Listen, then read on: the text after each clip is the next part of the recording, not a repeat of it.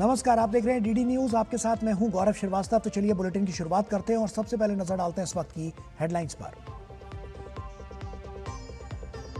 प्रधानमंत्री नरेंद्र मोदी ने space startups के सीईओज के साथ किया संवाद। अंतरिक्ष क्षेत्र के लिए मजबूत इकोसिस्टम तैयार करने पर दिया जोर। कहा, भारत में वैश्विक अंतरिक्ष क्षेत्र में अग्रणी भूमिका निभाने की क्षमता।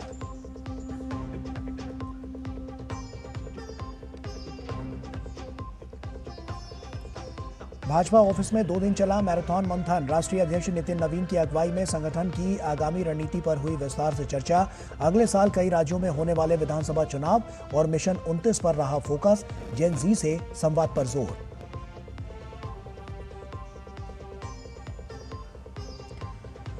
पुणे में आयोजित कार्यक्रम पर चौतरफा घिरे राहुल गांधी। भाजपा ने साधा निशाना। कहा, मंच पर जेन जी लड़कियों से बड़ी बड़ी बातें, मगर मुद्दों पर कांग्रेस मौन।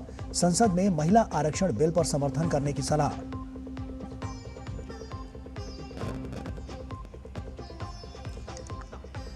रक्षा क्षेत्र में आत्मनिर्भरता की मुहिम को नई रफ्तार। रक्षा मंत्री राजनाथ सिंह ने की पश्चिम बंगाल में 3,500 करोड़ रुपए की 5 रक्षा परियोजनाओं की शुरुआत। कहा, रक्षा क्षेत्र में निर्भरता कम करना सरकार की प्रतिबद्धता।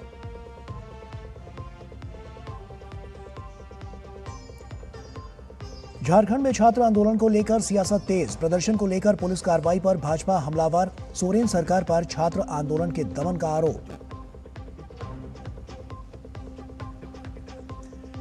कोलंबो टेस्ट का पहला दिन रहा। देवदत्त पड्डिकल के नाम लगाया लगातार दूसरा शतक। पहले दिन टीम इंडिया का स्कोर पहली पारी में 5 विकेट पर 300 रन।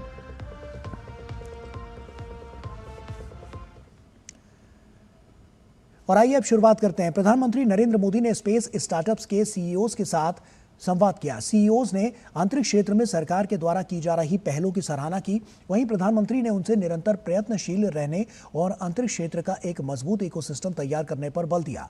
प्रधानमंत्री ने कहा कि ऐसा अनुकूल माहौल बनाया जाना चाहिए जिससे दुनिया भर के लोग अंतरिक्ष क्षेत्र में अपना करियर तलाशने और भविष्य बनाने के लिए भारत को पसंदीदा जगह के रूप में देखें।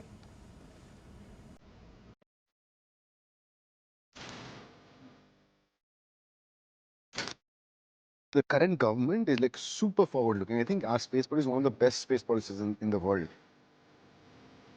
I think it's excellent just how much of a backing we have from Prime Minister Modi for the space sectors. Now we are completely capable of competing globally because policy is not the problem. Now it is up to the startups or the other companies to build out business. He is able to go through it.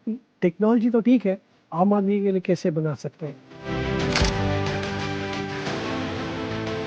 आपने एक नए क्षेत्र में साहस दिखाया है। सबसे बड़ी बात है कि आपने सरकार की बात पे भरोसा किया। मेरा एक मत रहा कि जो भी हम निर्णय करें हम उसमें कंसिस्टेंट रहे, हम बार बार उसमें बदलाव न करें, ताकि कोई भी रिस्क लेना चाहता है तो उसको भरोसा रहे कि भाई ठीक है, मेरी गलती के कारण कुछ गड़बड़ होगा तो ठीक है, लेकिन कोई मेरा हाथ नहीं छोड़ देगा।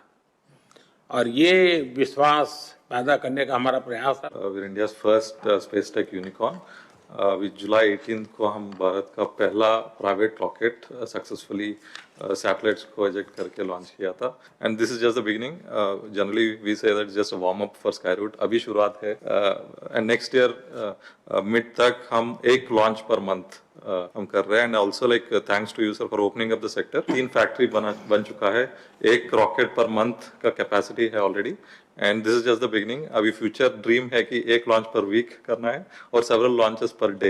एक ऐसा इंजन बनाया जो दुनिया का सबसे आधुनिक इंजनों में से आता है। सर, इसको अभी हमने तैयार किया है, इसकी टेस्टिंग जारी है। उनका कॉन्फिडेंस है इन्वेस्टर्स का। स्काई रूट का जो लॉन्च हुआ है फर्स्ट, उसके बाद से बढ़ गया है। अच्छा वो रूट आपको काम आ रहा है? वो बहुत काम आ रहा है। दुनिया भारत के स्टार्टअप को खोजती होगी भाई कौन है इसमें, क्योंकि एक जब ब्रेक थ्रू होता है तो तुरंत लोगों का ध्यान जाता है। I think space industry open होने के बाद हमने एक बहुत अच्छी सी ट्रेंड देखी है। हमारे जितने सिटीजन यूएस और यूरोप में, वे वापस आके हमारे साथ काम करना चाह रहे हैं। बहुत लोगों को हमें जोड़ना है। और जैसा मेहता ने कहा कि भी अब विदेश से लोग गए हुए वापस आ रहे हैं, मैं समझता हूं कि हमें ऐसा एक ऑरा खड़ा कर देना चाहिए कि इस फील्ड में दुनिया भर के लोगों को जिंदगी बनानी है तो हिंदुस्तान जाओ। भारत की कोई स्टार्टअप से जुड़ जाओ, भारत की कोई स्पेस एजेंसी से जुड़ जाओ।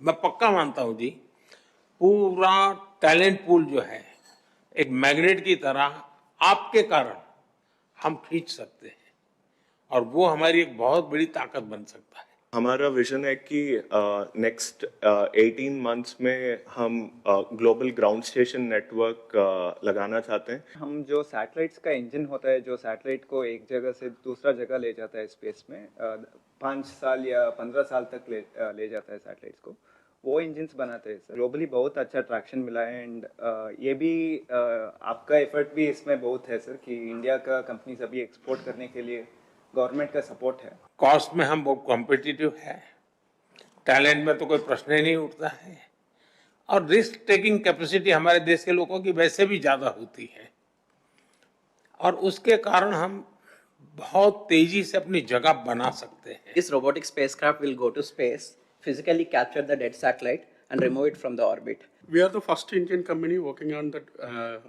docking and refueling technologies with the vision of establishing a fuel station in space. मेरा नाम अंतरिक्ष है, my co-founder Monika is also here. Sir, हम इंडिया का फर्स्ट स्पेस फार्मा स्टार्टअप हैं।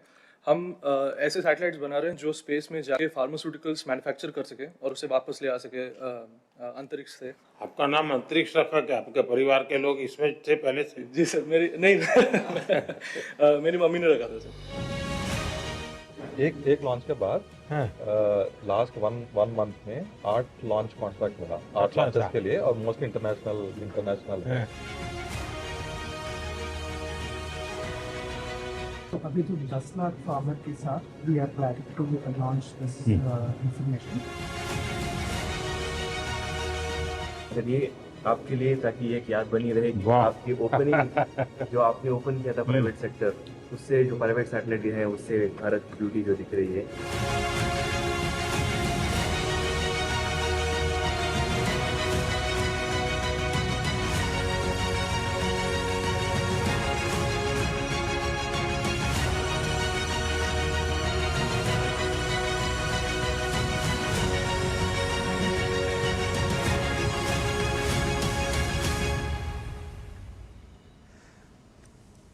और वहीं अहमदाबाद में रविवार को नेशनल स्पेस दिवस मनाया गया। कार्यक्रम में केंद्रीय मंत्री गजेंद्र सिंह शेखावत और राज्य के कैबिनेट मंत्री अर्जुन मोढ़वानिया मौजूद रहे। कार्यक्रम की थीम रही विकसित भारत की ओर वैश्विक अंतरिक्ष नेतृत्व के लिए नवाचार, सहयोग और महत्वाकांक्षा। इस दौरान इसरो की उपलब्धियों, अंतरिक्ष स्टार्टअप्स और भारतीय उद्योग को बढ़ावा देने वाली पहलों पर चर्चा हुई। केंद्रीय मंत्री गजेंद्र सिंह शेखावत ने कहा कि आज अंतरिक्ष तकनीक सिर्फ वैज्ञानिक उपलब्धि का विषय नहीं है, बल्कि राष्ट्रीय शक्ति और रणनीतिक बढ़त का भी अहम आधार बन चुकी है। शेखावत ने स्पेस सेक्टर में निजी भागीदारी को लेकर कहा कि निजी कंपनियों की बढ़ती भूमिका का मतलब इसरो जैसी संस्थाओं की अहमियत कम करना नहीं है, बल्कि निजी भागीदारी अंतरिक्ष के अवसरों का लोकतंत्रीकरण है। प्रसन्नता है कि आज भारत तीसरा नेशनल स्पेस डे यहाँ स्पेस एप्लीकेशन सेंटर अहमदाबाद के तत्वावधान में आयोजित कर रहे हैं।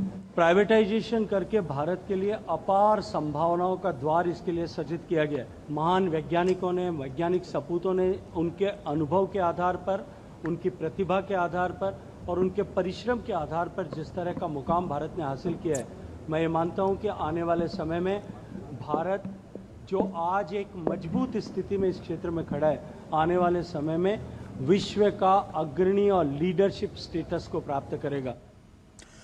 नेशनल स्पेस डे के मौके पर भारतीय अंतरिक्ष कार्यक्रम के भविष्य को लेकर अंतरिक्ष यात्री ग्रुप कैप्टन शुभांशु शुक्ला ने भरोसा जताया है।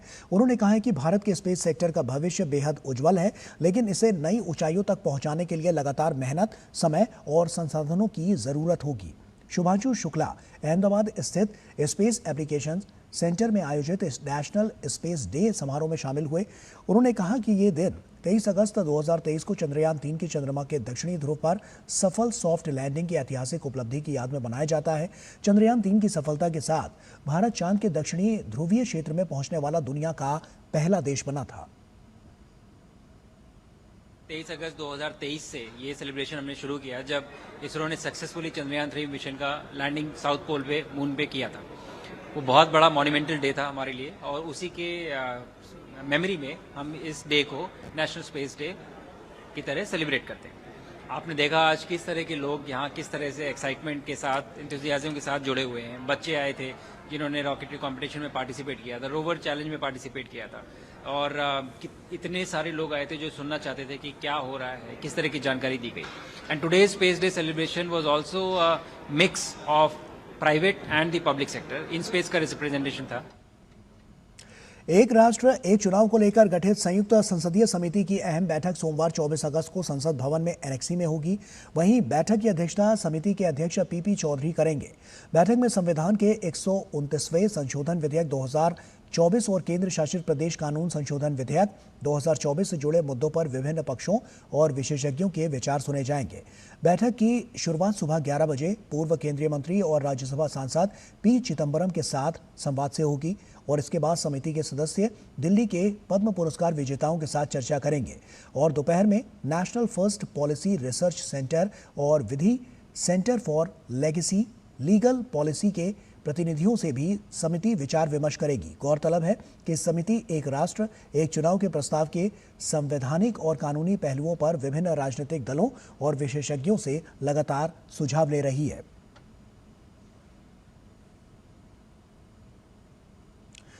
केंद्रीय गृह एवं सहकारिता मंत्री अमित शाह 24 और 25 अगस्त को नई दिल्ली में आयोजित होने वाले राष्ट्रीय सुरक्षा रणनीति सम्मेलन में शामिल होंगे। राष्ट्रीय सुरक्षा रणनीति सम्मेलन का ये नवा संस्करण हाइब्रिड फॉर्मेट में आयोजित किया जा रहा है, जिसमें अधिकारी प्रत्यक्ष और वर्चुअल माध्यम से हिस्सा लेंगे। 2 दिवसीय इस सम्मेलन में देश भर के सुरक्षा बलों और पुलिस संगठनों के 850 से ज्यादा अधिकारी शामिल होंगे। इस दौरान राष्ट्रीय सुरक्षा से जुड़े मौजूदा मुद्दों, चुनौतियों और उनसे निपटने की रणनीतियों पर मंथन किया जाएगा।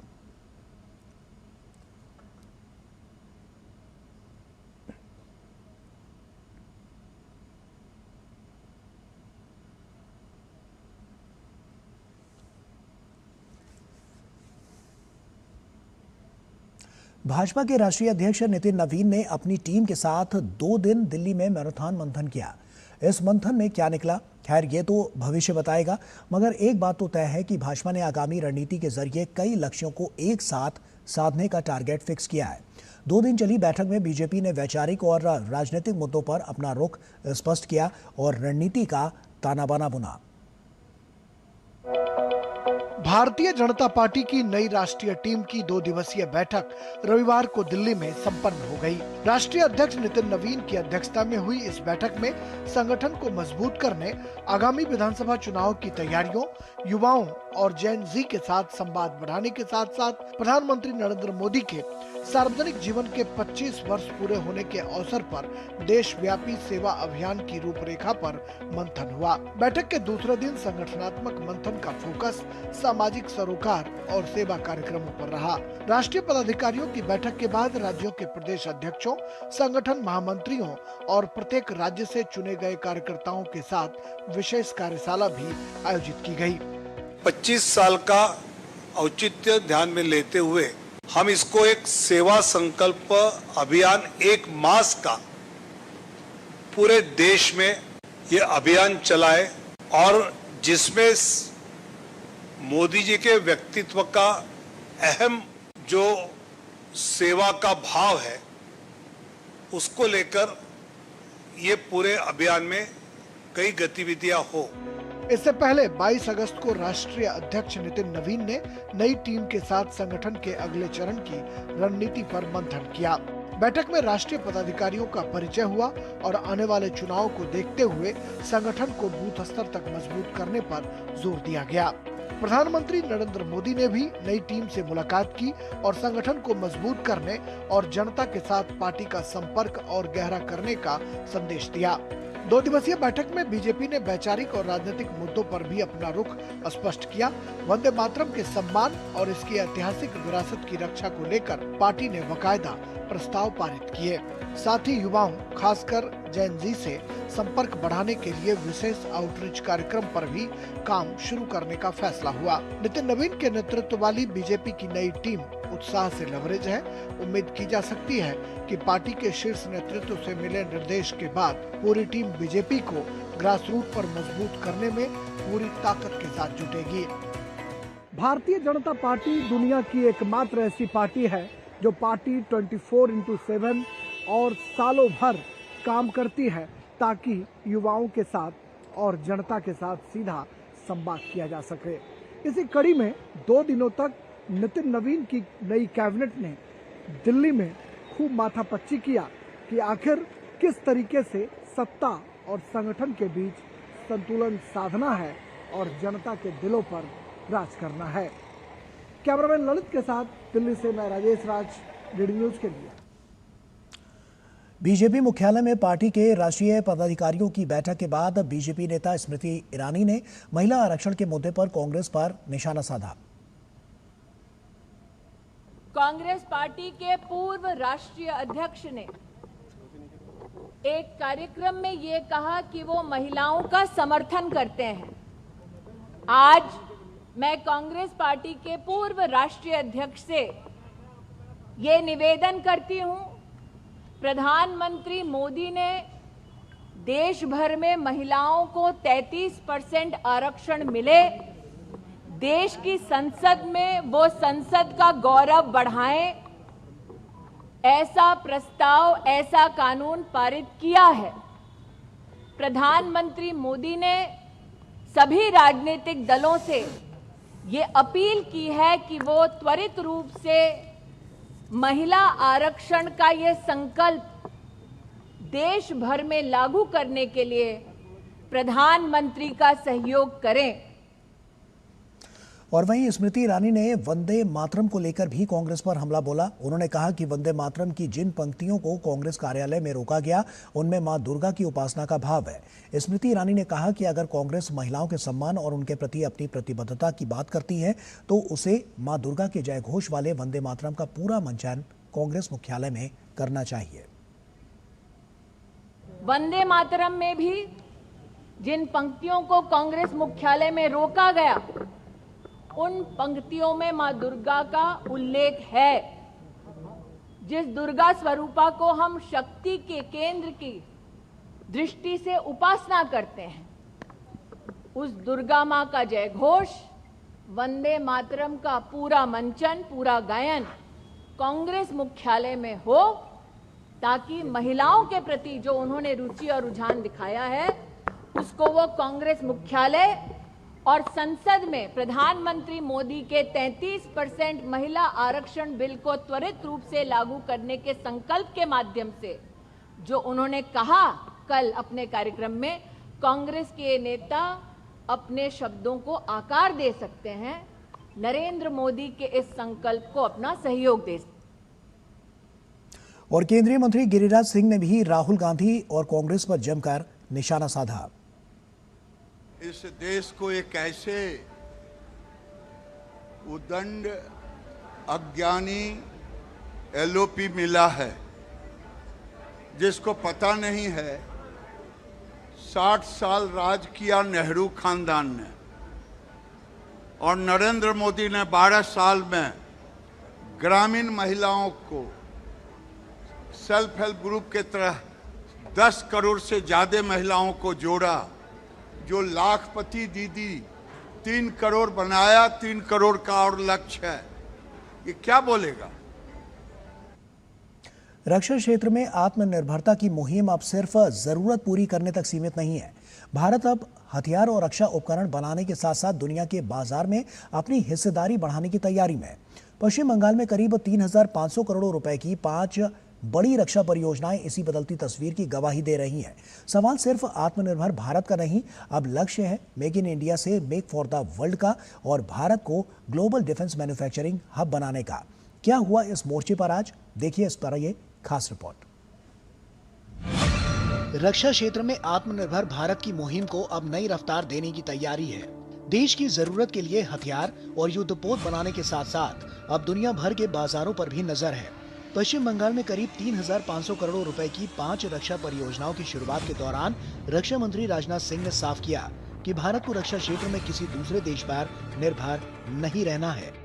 यंग इंडिया लिमिटेड की दोनों फोर्जिंग फैसिलिटीज भारी तोपों, नेवल वेपन्स और एडवांस डिफेंस इक्विपमेंट के लिए हाई क्वालिटी मेटल्स भी तैयार करेंगी। इससे हमारे नेवी की ऑपरेशनल रेडीनेस और मैरीटाइम फायर पावर को भी सीधा बल मिलेगा। तो ये सभी इनविसेस्ड प्रोजेक्ट्स हमारे इकोनॉमिक डेवलपमेंट से भी जुड़े हुए हैं। यह बंगाल के लिए और भी महत्वपूर्ण है।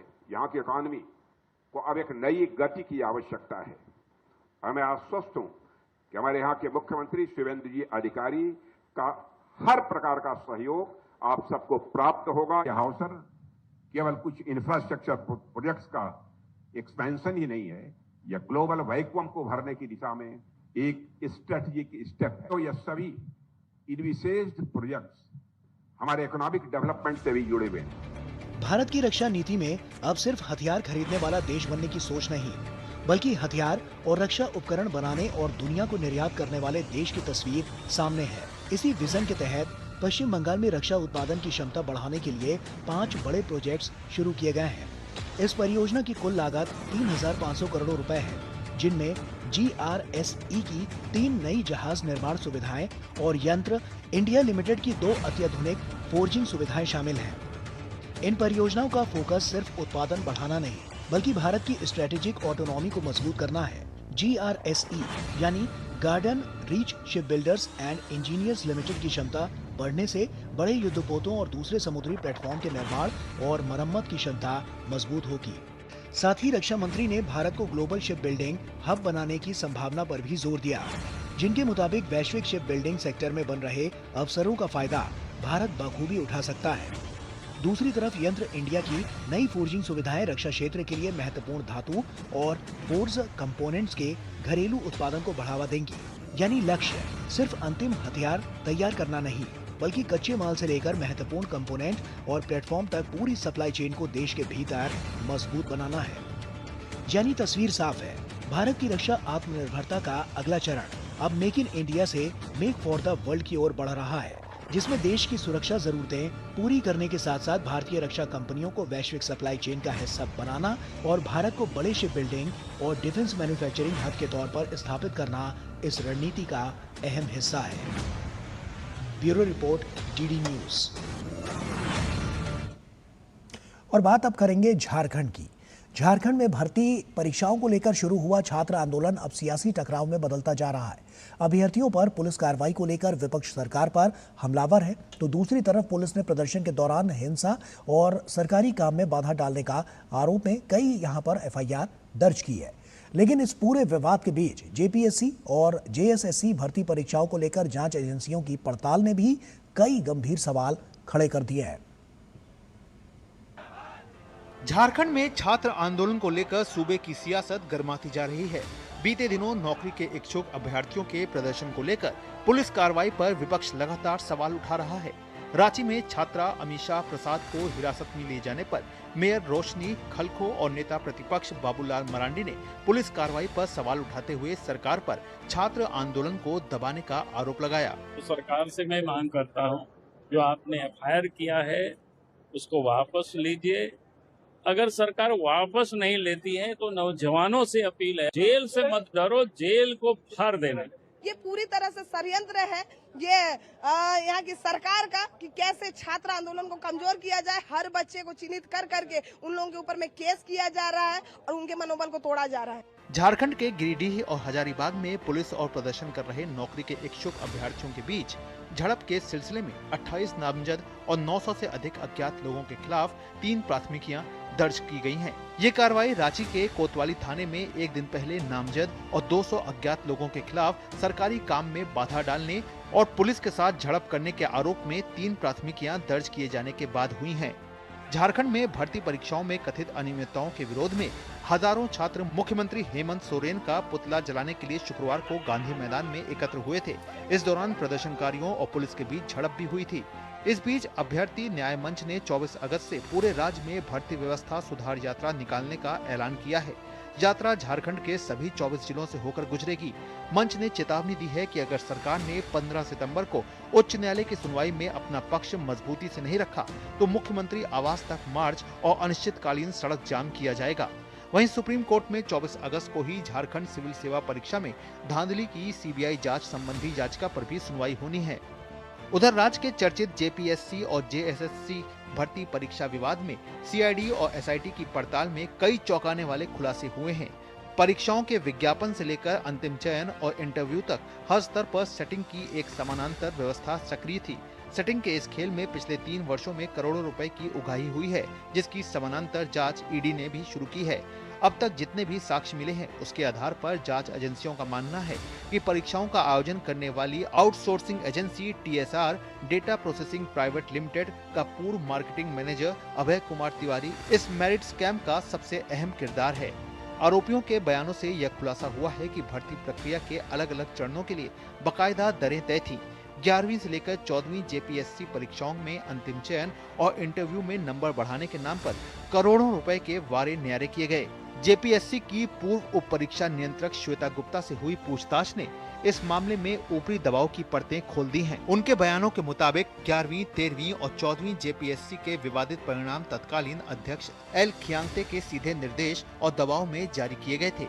डेटा प्रोसेसिंग से जुड़े तकनीकी प्रोग्रामर मोहम्मद अबाद के बयानों से खुलासा हुआ है कि योजनाबद्ध तरीके से चिन्हित अभ्यर्थियों की ओएमआर शीट में उत्तर वाले गोलों को खाली छोड़ दिया जाता था।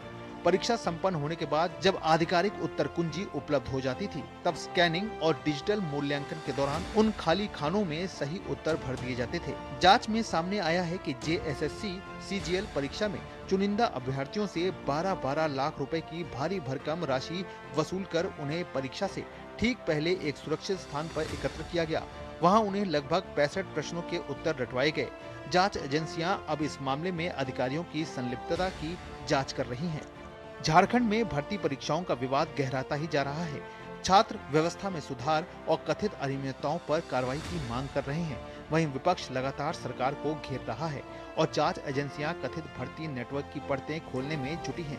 अब नजरें 24 अगस्त से शुरू होने वाली भर्ती व्यवस्था सुधार यात्रा और 15 सितंबर को हाई कोर्ट सुनवाई पर होगी, क्योंकि सवाल सिर्फ नौकरी का नहीं बल्कि उस पूरी भर्ती व्यवस्था की विश्वसनीयता का है जिस पर हजारों युवाओं का भविष्य टिका है। ब्यूरो इनपुट के साथ रांची से दिवाकर कुमार की रिपोर्ट, टीडी न्यूज। और उधर पंजाब में कर्मचारियों और सरकार के बीच एक बार फिर टकराव देखने को मिला है। मुख्यमंत्री भगवंत मान के पैतृक गांव सतौज में रविवार को बड़ी संख्या में कर्मचारियों ने अपनी लंबित मांगों को लेकर प्रदर्शन किया। पुरानी पेंशन योजना ओपीएस की बहाली, लंबित महंगाई भत्ते की किश्तें जारी करने और अन्य मांगों को लेकर प्रदेश भर से कर्मचारी और शिक्षक सतौज पहुंचे थे। प्रदर्शनकारियों ने पुलिस बैरिकेडिंग तोड़कर गांव में प्रवेश करने की कोशिश की, जिसके बाद पुलिस ने उन्हें रोकने के लिए वाटर कैनन का इस्तेमाल किया। कर्मचारियों का आरोप है कि आम आदमी पार्टी की सरकार ने सत्ता में आने से पहले ओपीएस बहाली और कर्मचारियों से जुड़े कई मुद्दों को हल करने का वादा किया था, लेकिन अब तक इन मांगों पर कोई ठोस फैसला नहीं लिया गया है। प्रदर्शनकारियों ने सरकार से जल्द मांगे पूरी करने की अपील की है। साथ ही कर्मचारियों ने 27 अगस्त को प्रस्तावित पंजाब बंद को सफल बनाने की अपील भी की है। उधर वाराणसी में आयोजित FHRAI के 56वें वार्षिक समारोह में केंद्रीय पर्यटन एवं संस्कृति मंत्री गजेंद्र सिंह शेखावत ने भारत के पर्यटन क्षेत्र में बढ़ते अवसरों और हॉस्पिटैलिटी इंडस्ट्री की अहम भूमिका पर जोर दिया। उन्होंने कहा कि भारत की सांस्कृतिक विविधता, मजबूत इंफ्रास्ट्रक्चर और बदलती अर्थव्यवस्था पर्यटन को नई ऊंचाइयों तक ले जाने की क्षमता रखती है। शेखावत ने कहा कि पर्यटन की संभावनाओं को आर्थिक अवसर में बदलने में हॉस्पिटैलिटी इंडस्ट्री की महत्वपूर्ण भूमिका है। सबको एक बुनियादी बात को निश्चित ही समझना होगा, और वो है कि पर्यटन की संभावनाओं, जो अपार संभावनाएं, हम सब अनेक बार चर्चा करते हैं कि भारत की विविधता भारत को इतनी सारी संभावनाएं देती। इन पिछले 3 दिनों में आप लोगों ने हमारे काम से जुड़े हुए, प्रोफेशन से जुड़े हुए सभी विषयों पर गंभीर विचार विमर्श किया होगा। हमने निवेश की बात की होगी, हमने वित्त पोषण की बात की होगी, हमने एनर्जी की बात की होगी। डाइवर्सिटी वो हमारी सबसे बड़ी ताकत है। That creates immense opportunity for the tourism sector. और उत्तर प्रदेश में 2027 विधानसभा चुनाव से पहले सियासी सरगर्मियां तेज हो गई हैं। मुख्यमंत्री योगी आदित्यनाथ ने लखनऊ में रसोइया सम्मान समारोह के दौरान एक तरफ 3,53,000 रसोइयों के लिए सामाजिक सुरक्षा से जुड़ी बड़ी घोषणाएं की, तो दूसरी तरफ समाजवादी पार्टी की पिछली सरकार पर जमकर निशाना साधा। मुख्यमंत्री ने शिक्षा और कानून व्यवस्था के मुद्दे पर सपा को घेरा और जर्जर स्कूलों के वीडियो को लेकर भी विपक्ष पर पलटवार किया।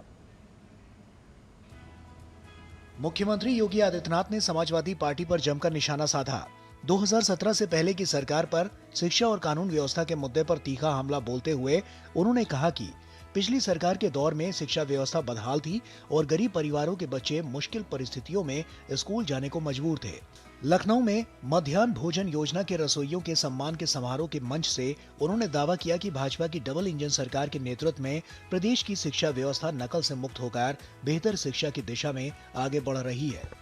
कुछ लोग जर्जर भवनों को फोटोग्राफ्स सोशल मीडिया में दिखा रहे हैं, ये उन्हीं के स्मारक हैं जिनके इशारे पे दिखा रहे हो। प्रोजेक्ट अलंकार के अंतर्गत जो नए भवन विद्यालयों के बने हैं, ये आज की नई शिक्षा व्यवस्था की जो नकल मुक्त, अकल से युक्त शिक्षा प्रणाली का आधार बन रहा है और समय सीमा के अंदर परीक्षा होना। 17 के पहले 3 महीने परीक्षा में लगते थे, 3 महीने परिणाम में लगते थे और अब 14 दिन में परीक्षा, अगले 14-15 दिन में परिणाम। हमने 6 महीने का काम 1 महीने के अंदर पूरा किया है। मुख्यमंत्री ने सपा अध्यक्ष अखिलेश यादव का नाम लिए बिना उन्हें बबुआ कहकर निशाने पर लिया। उन्होंने तंज कसते हुए कहा कि पिछली सरकार के पास प्रदेश के लिए समय नहीं था, लेकिन आज सरकार के पास प्रदेश के लिए पर्याप्त समय है और इसी वजह से योजनाओं के परिणाम दिखाई दे रहे हैं। कानून व्यवस्था को लेकर मुख्यमंत्री ने पहले की सपा सरकार पर भी हमला बोला। इन्होंने लूटा है, प्रदेश को गुंडा प्रदेश बना दिया था, गरीबों की जमीनों पे कब्जा करते थे, बेटी की सुरक्षा में सेंध लगाते थे, कोई सुरक्षित नहीं था, रोज दंगा, रोज फसाद। पर्व और त्योहार के पहले लोगों की खुशी छीन ली जाती थी। आज आप देखते होंगे कोई बेटी की सुरक्षा में सेंध लगाएगा, किसी बहन को छेड़ेगा तो मान के चलिए कि यमराज के घर जाने का उसका रास्ता तय हो गया है। सियासी हमलों के बीच मुख्यमंत्री ने प्रदेश के 3,53,000 रसोइयों के लिए सामाजिक सुरक्षा का दायरा बढ़ाने वाली 4 बड़ी घोषणाएं भी की। रसोइयों का मानदेय 2,000 से बढ़ाकर 3,000 रुपए करने का ऐलान किया गया। दुर्घटना की स्थिति में परिवार को 2 लाख रुपए की सहायता देने की घोषणा की गई। रसोइया परिवार को सालाना 5 लाख रुपए तक कैशलेस इलाज और ड्रेस के लिए मिलने वाली राशि को 500 रुपए बढ़ाकर 1,000 रुपए करने की घोषणा हुई। लखनऊ में आयोजित कार्यक्रम में मुख्यमंत्री ने 11 रसोइयों को प्रतीकात्मक रूप से कैशलेस चिकित्सा कार्ड भी दिए। मुख्यमंत्री ने कहा कि रसोइयों की जिम्मेदारी सिर्फ बच्चों का पेट भरना नहीं, बल्कि उन्हें पौष्टिक भोजन देकर स्वस्थ बचपन तैयार करना भी है। तो रसोई का मतलब केवल पेट भरने के लिए भोजन नहीं होता है, ये पोषण भी होता है। एक बच्चे के बचपन को स्वस्थ और समर्थ बनाने का एक अभियान भी है। यानी आप देश के बचपन को स्वस्थ बना रहे हैं, लेकिन आपके स्वास्थ्य की चिंता नहीं होती थी।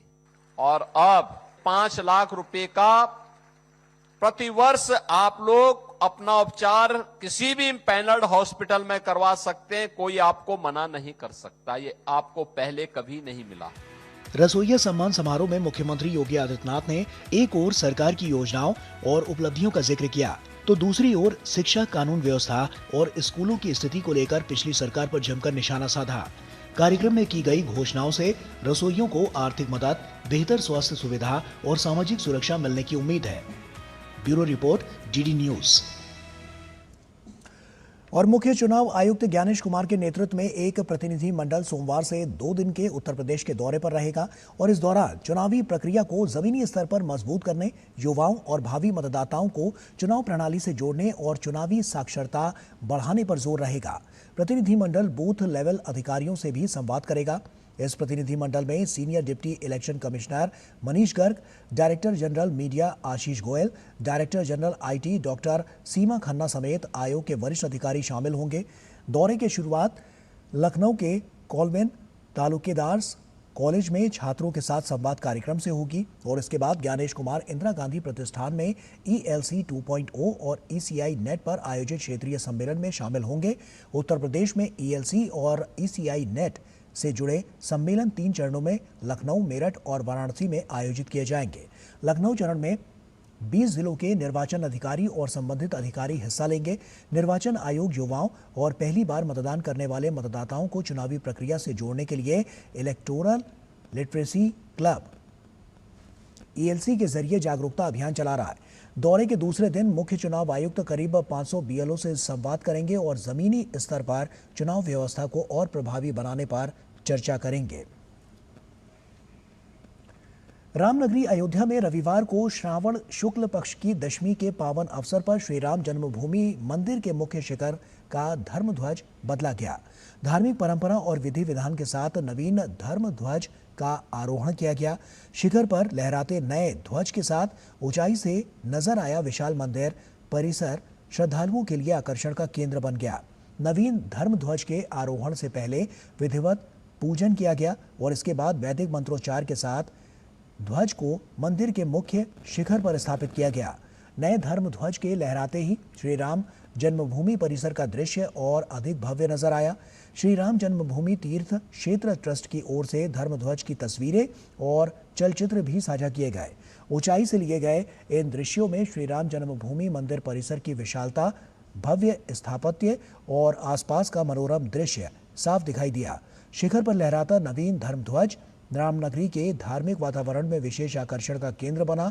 श्रावण मास में धर्म ध्वज का परिवर्तन श्री राम जन्मभूमि मंदिर की धार्मिक परंपराओं से जुड़ा हुआ माना जा रहा है। नवीन ध्वज के आरोहण की तस्वीरें सामने आने के बाद श्रद्धालुओं में उत्साह देखा गया। अयोध्या पहुंचे भक्तों ने शिखर पर लहराते नए धर्म ध्वज को आस्था का पावन प्रतीक बताया। इससे पहले 25 नवंबर 2025 को अभिजीत मुहूर्त में श्री राम जन्मभूमि मंदिर के शिखर पर धर्म ध्वजा का औपचारिक ध्वजारोहण हुआ था। देश में H1N1 इन्फ्लुएंजा को लेकर भारतीय आयुर्विज्ञान अनुसंधान परिषद यानी कि ICMR ने स्थिति स्पष्ट की है। ICMR के वरिष्ठ वैज्ञानिकों के मुताबिक देश में फिलहाल जो इन्फ्लुएंजा A H1N1 वायरस फैल रहा है वो कोई नया स्ट्रेन नहीं है। ये वायरस 2025 से ही देश में सक्रिय है। वैज्ञानिकों ने बताया कि मौजूदा समय में देश में फैल रहे इन्फ्लुएंजा वायरस के स्ट्रेन उत्तरी गोलार्ध के लिए अनुशंसित वैक्सीन स्ट्रेन से पूरी तरह से मेल खाते हैं, इसलिए लोगों को घबराने की ज़रूरत नहीं है। मौसमी फ्लू की तरह इसके सामान्य लक्षण बुखार, खांसी, सिरदर्द और शरीर में दर्द है। ज़्यादातर लोग आराम और सही देखभाल से ठीक हो जाते हैं। हालांकि छोटे बच्चों, बुजुर्गों और पहले से किसी बीमारी से जूझ रहे लोगों को संक्रमण के मामले में अधिक सतर्क रहने की ज़रूरत है। स्वास्थ्य अधिकारियों के अनुसार देश में इन्फ्लुएंजा की स्थिति पर नियमित निगरानी जो है वो रखी जा रही है और आवश्यकता के अनुसार जन स्वास्थ्य संबंधी कदम भी उठाए जाना है। लोगों से अपील की गई है कि वे लक्षणों को लेकर सतर्क रहें और आवश्यक सावधानियां बरतें, लेकिन H1N1 के लिए किसी नए स्ट्रेन की अफवाहों से न घबराएं। दिल्ली में वर्धमान महावीर मेडिकल कॉलेज और सफदरजंग अस्पताल के केंद्रीय हड्डी रोग संस्थान ने पहली बार robot assisted total knee replacement सफलतापूर्वक पूरा किया है और ऑर्थोपेडिक चिकित्सा के क्षेत्र में महत्वपूर्ण उपलब्धि हासिल की है। 22 अगस्त को 75 वर्षीय आर्थिक रूप से कमजोर मरीज का घुटना प्रत्यारोपण आयुष्मान भारत योजना के तहत निःशुल्क किया गया और इसके साथ ही अस्पताल में रोबोटिक ऑर्थोपेडिक सर्जरी की शुरुआत हुई। अस्पताल की निदेशक डॉक्टर कविता शर्मा के सहयोग और प्रोत्साहन से यह सुविधा शुरू की गई। और वहीं मॉनसून एक बार फिर से देश के कई हिस्सों में असरदार है। दिल्ली NCR में झमाझम बारिश से जहां मौसम सुहावना है, वहीं कई इलाकों में जलभराव की मुश्किलें भी सामने आई हैं। उत्तर प्रदेश से लेकर पश्चिम बंगाल, उत्तराखंड और तमिलनाडु तक भारी बारिश, तेज हवाओं और आंधी का अलर्ट है। ऐसे में अगले कुछ दिन कई राज्यों के लिए मौसम के लिहाज से अहम रहने वाले हैं। कहां बारिश बढ़ेगी, कहां बाढ़ का खतरा है और किन इलाकों में सावधानी की जरूरत है, देखिए इस पर यह खास रिपोर्ट। दिल्ली NCR में रविवार सुबह झमाझम बारिश से मौसम सुहाना हो गया। दिल्ली, नोएडा, गाजियाबाद और गुरुग्राम में तेज हवाओं के साथ बारिश हुई, जिसके बाद कई इलाकों में जल भराव की स्थिति देखने को मिली। मौसम विभाग ने दिल्ली में सोमवार को भी बारिश का अनुमान जताया है। वहीं उत्तर प्रदेश, पश्चिम बंगाल और तमिलनाडु समेत देश के कई हिस्सों में भारी बारिश का अलर्ट जारी किया गया है। बारिश के चलते दिल्ली एयरपोर्ट के आसपास खराब मौसम की संभावना जताई गई है। हालांकि फिलहाल उड़ानों का संचालन सामान्य बताया गया है। यात्रियों को उड़ानों की ताजा स्थिति के लिए संबंधित एयरलाइन से संपर्क करने की सलाह दी गई है। उत्तर प्रदेश में भी मौसम का मिजाज बिगड़ा हुआ है। वाराणसी और प्रयागराज समेत 13 जिलों में बारिश के कारण बाढ़ जैसे हालात बने हुए हैं। 23 से 25 अगस्त के दौरान पूर्वी उत्तर प्रदेश में व्यापक बारिश की संभावना है। वहीं उत्तराखंड में 23 से 28 अगस्त के बीच आंधी, बिजली गिरने और बारिश की चेतावनी है। बंगाल की खाड़ी में बने कम दबाव के क्षेत्र का असर मध्य और पूर्वी भारत के कई राज्यों में देखने को मिल सकता है। पश्चिम बंगाल में सोमवार से दक्षिणी जिलों में बारिश और तेज हवाओं का दौर बढ़ने की संभावना है। कोलकाता समेत कई जिलों में आंधी के साथ बारिश का अनुमान है। ओडिशा और पश्चिम बंगाल के तटों के पास समुद्र में तेज हवाएं चल रही हैं। मौसम विभाग ने मछुआरों को सोमवार तक समुद्र में नहीं जाने की सलाह दी है। उत्तरी बंगाल के जलपाईगुड़ी, अलीपुरद्वार समेत कई जिलों में भी भारी बारिश का अलर्ट है। दक्षिण भारत की बात करें तो तमिलनाडु के कई हिस्सों में भी बारिश और तेज हवाओं का अनुमान है। पश्चिमी घाट और उत्तरी एवं तटीय जिलों में 40 से 50 किलोमीटर प्रति घंटे की रफ्तार से हवाएं चल सकती हैं। चेन्नई समेत कई जिलों में आंधी के साथ बारिश की संभावना जताई गई है। फिलहाल मौसम विभाग ने लोगों को आंधी तूफान के दौरान पेड़ों और कमजोर ढांचों के नीचे खड़े होने से बचने की सलाह दी है। अचानक बारिश और तेज हवाओं से यातायात प्रभावित हो सकता है। कुल मिलाकर देश के कई हिस्सों में मानसून सक्रिय है। दिल्ली एनसीआर से लेकर उत्तर प्रदेश, पूर्वी भारत और दक्षिणी राज्यों तक बारिश का दौर जारी रहने की संभावना है। Bureau report, DD news. Bharat और मॉरिशस ने ऊर्जा क्षेत्र में अपने रिश्ते को और मजबूत करने के लिए कदम आगे बढ़ाए हैं। केंद्रीय पेट्रोलियम मंत्री हरदीप सिंह पुरी ने पोर्ट लुई में मॉरिशस के प्रधानमंत्री नवीन चंद्र रामगुलाम से मुलाकात की। दोनों ने ऊर्जा सुरक्षा और स्वच्छ ऊर्जा की ओर बढ़ने के तरीकों पर बातचीत की। बैठक के बाद 2 महत्वपूर्ण समझौते भी हुए, जिसमें पहला समझौता सरकार से सरकार स्तर का MOU तेल गैस सहयोग के लिए और दूसरा इंडियन ऑयल और मॉरिशस की स्टेट ट्रेडिंग कॉरपोरेशन के बीच हुआ, जिससे मॉरिशस को पेट्रोल, डीजल, समुद्री गैस, ऑयल और विमान ईंधन लंबे समय तक मिलता रहेगा। केंद्रीय मंत्री हरदीप सिंह पुरी 20 से 22 अगस्त तक मॉरिशस की यात्रा पर थे। इससे पहले मॉरिशस के राष्ट्रपति धर्मवीर गोकुल ने भारत के स्वतंत्रता दिवस समारोह में हिस्सा लिया था, जिसमें दोनों देशों की पुरानी दोस्ती को याद किया गया। भारत के पर्यावरण, वन और जलवायु परिवर्तन मंत्री भूपेंद्र यादव रविवार को मंगोलिया की राजधानी उलानबाटर पहुंचे, जहां वो UNCCD की 17वीं कॉन्फ्रेंस ऑफ पार्टीज यानी COP 17 में हिस्सा लेंगे। केंद्रीय मंत्री ने सोशल मीडिया पर लिखा कि वे अगले कुछ दिनों में विभिन्न बैठकों और मंचों पर भारत का पक्ष रखेंगे। इस कॉन्फ्रेंस के मुख्य मुद्दे जमीन को खराब होने से बचाना और पर्यावरण को दोबारा स्वस्थ बनाना रहेगा। मंगोलिया में भारत के राजदूत अतुल मल्हारी गोरसर्वे और मंगोलिया के राष्ट्रपति के विदेश नीति सलाहकार ई ओडबेयार ने हवाई अड्डे पर उनका स्वागत किया। भारतीय दूतावास ने भी इसकी जानकारी दी। COP 17 का आयोजन 17 से 28 अगस्त तक उलानबाटर में हो रहा है और इस सम्मेलन में 197 देशों के प्रतिनिधि, वैज्ञानिक, युवा, किसान, पशुपालक और नागरिक समाज के लोग शामिल हो रहे हैं। ये सम्मेलन संयुक्त राष्ट्र द्वारा घोषित अंतर्राष्ट्रीय चारागाह और पशुपालक वर्ष 2026 के दौरान हो रहा है, जिसका मंगोलिया में भी समर्थन मंगोलिया कर रहा है। वहीं पर्यावरण मंत्री भूपेंद्र यादव इस दौरान द्विपक्षीय बैठकें भी करेंगे, जिसमें वो भारत की तरफ से मरुस्थलीकरण से निपटने और भूमि सुधार के अपने अनुभव साझा करेंगे। जापान की राजधानी टोक्यो और आसपास के इलाकों में रविवार तड़के भूकंप के तेज झटके महसूस किए गए। जापान मौसम विज्ञान एजेंसी के मुताबिक भूकंप की तीव्रता 5.9 मापी गई, जबकि इसका केंद्र दक्षिणी इबाराकी प्रांत में 70 किलोमीटर की गहराई में था। भूकंप के बाद किसी सुनामी का खतरा नहीं बताया गया। अधिकारियों के अनुसार टोक्यो समेत 5 प्रांतों में कम से कम 37 लोग घायल हुए हैं। ज्यादातर लोगों को मामूली चोटें आई हैं, जो घबराहट में गिरने या फर्नीचर से टकराने के कारण लगी। भूकंप के चलते कुछ रेल सेवाएं प्रभावित हुई हैं। हालांकि शिंकानसेन बुलेट ट्रेन सामान्य रूप से चलती रहे। जापान सरकार ने नुकसान का आकलन करने के लिए कार्यबल गठित किया है। वहीं लोगों को अगले कुछ दिनों तक सतर्क रहने की सलाह दी गई है।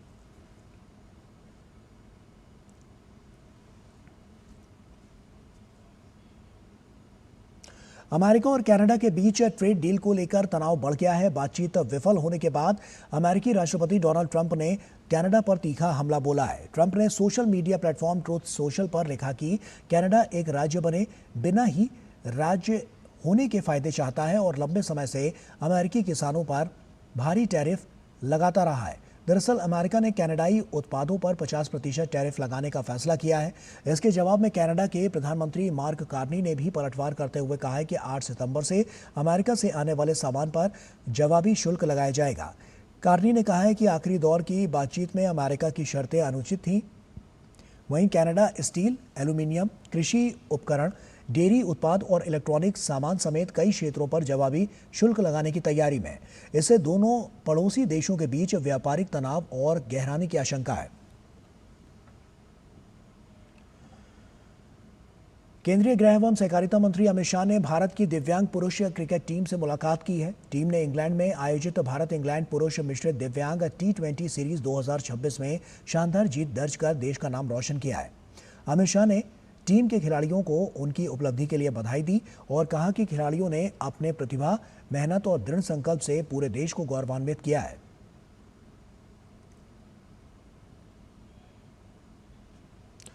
भारत और श्रीलंका के बीच कोलंबो में खेले जा रहे दूसरे टेस्ट मैच के पहले दिन का खेल खत्म होने पर भारत ने पहली पारी में 5 विकेट पर 300 रन बना लिए हैं। मैच में भारतीय कप्तान शुभमन गिल ने टॉस जीता और पहले बल्लेबाजी करने का फैसला किया। केएल राहुल 18 के स्कोर पर लाहिरू कुमारा की गेंद पर आउट हुए।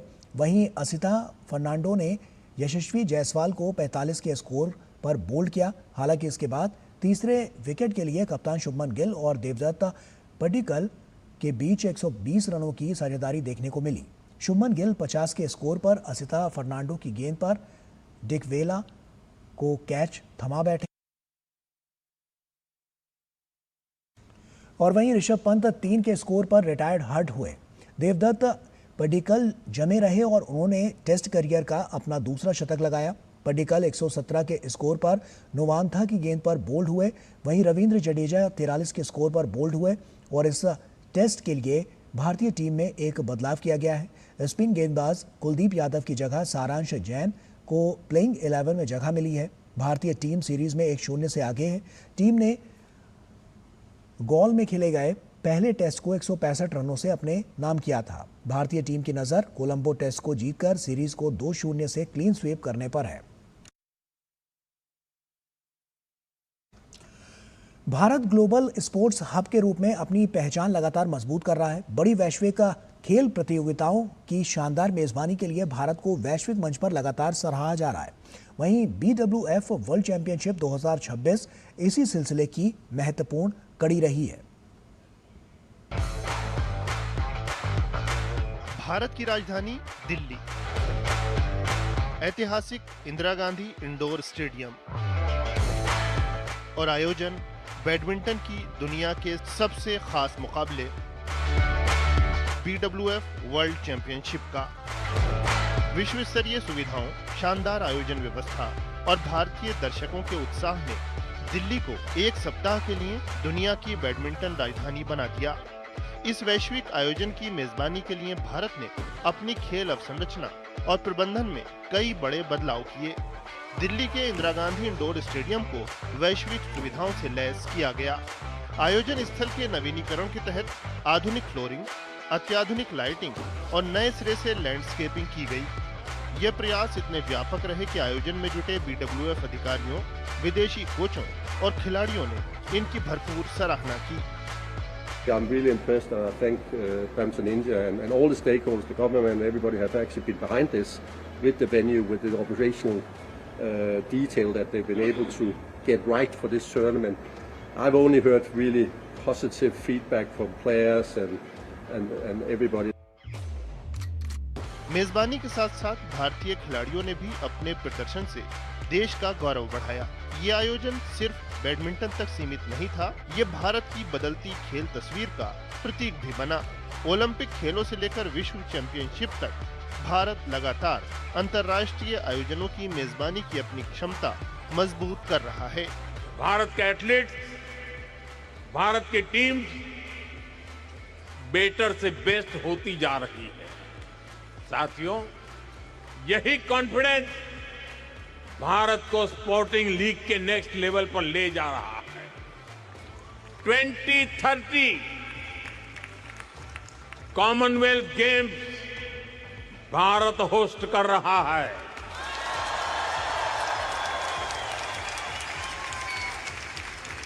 भारत 2036 ओलंपिक्स को होस्ट करने का भी दावेदार है। बेहतर खेल सुविधाएं, आधुनिक स्टेडियम, प्रशिक्षित आयोजन टीम और बढ़ती खेल संस्कृति, ये सब भारत को वैश्विक खेल मानचित्र पर नई पहचान दे रहे हैं। BWF वर्ल्ड चैंपियनशिप 2026 भारत के ग्लोबल स्पोर्ट्स हब बनने की दिशा में एक और मजबूत कदम साबित हुई है। BWF में दर्शकों के जोश ने दिखाया कि खेल के मैदान से वैश्विक मंच तक भारत की पहचान अब एक विश्वसनीय खेल शक्ति के रूप में मजबूत हो रही है। Bureau report, DD news. World badminton championship में भारत की ट्रीसा जॉली और गायत्री गोपीचंद की जोड़ी ने ब्रॉन्ज मेडल जीतकर इतिहास रच दिया। इस पदक के साथ विश्व चैंपियनशिप में भारतीय महिला डबल्स में 15 साल से चला आ रहा पदक का सूखा भी खत्म हुआ। शानदार प्रदर्शन के बाद दोनों खिलाड़ी बेहद खुश और संतुष्ट नजर आईं। अब उनका अगला लक्ष्य एशियन गेम्स में पदक जीतना है। दोनों खिलाड़ियों से खास बातचीत की हमारे संवाददाता मुकेश शुक्ला ने। देखिए। वर्ल्ड हिस्ट्री क्रिएट करने वाली गायत्री और त्रिशा हमारे साथ हैं। सबसे पहले दोनों से बात करेंगे। एक बिग मोमेंट था आप दोनों के लिए, जिस तरह से इस कंपटीशन में आप लोगों ने पार्टिसिपेट किया। आई थिंक ये वीक पूरा बहुत अमेजिंग लग रहा है। आई थिंक एक ड्रीम था हमारे लिए, एक getting a medal in world championship. I think that's really happening and very happy. What happened in the last match? क्या गलत हुआ वहाँ पे? कुछ लगा आपको? क्योंकि एक टाइम मोमेंटम बना हुआ था। मेरे को लग रहा है कि हम फर्स्ट गेम पे बहुत रिदम पे था। सेकंड गेम पे आई थिंक चाइनीज़ बहुत थोड़ा टैक्टिकली खेला। वो लोग बहुत अग्रेसिव खेलता था पहले। I think the first game if you comparatively see in the second game वो लोग थोड़ा काम और क्वाइटली खेला, कि वो लोग पॉइंट्स के लिए हरी अप नहीं कर रहा था, बस वेट कर रहा था कि हमारे हाथ से कब पॉइंट राइट टाइम पे मिलेगा type. I think that really worked for them yesterday I guess. Gayatri, आपको कैसा लगा? एज ए फादर, कोच खड़े थे, असिस्ट कर रहे थे, एक बिग मोमेंट था आप दोनों के लिए। डेफिनेटली सर, बहुत खुश हूँ आज मैं ये मेडल के लेने के लिए। एंड आई थिंक पापा बहुत बड़े सपोर्ट है एंड बहुत अच्छा लगता है जब भी वो ट्रैवल करते हैं। और बस ये पूरा वीक बहुत अच्छा रहा है और बहुत खुश हैं। बिग सिचुएशन है। आपने और दोनों ने अर्जुन अवार्ड जीता, फिर ये 15 साल बाद मेडल आया। आगे की जर्नी को कैसे एक्सपेक्ट करते हैं और इन दोनों चीज़ों को कैसे एंजॉय करेंगे? डेफिनेटली हैदराबाद जाके थोड़ा सेलिब्रेट तो करेंगे एंड फिर बैक टू वर्क। फिर Asian Games in 20 days I think Asian Games शुरू होने वाला है, तो फिर प्रैक्टिस करेंगे। Thank you so much for talking to us. With cameraman Rahul, Mukesh Shukla, DD news Delhi. तो इसी के साथ फिलहाल इतना ही, लेकिन जाते जाते आपको दिखाते हैं 23 अगस्त 2026 को श्री राम मंदिर में श्री राम लला जी के सावन झूला उत्सव की झलकियां। तो इसी के साथ दीजिए इजाजत। नमस्कार।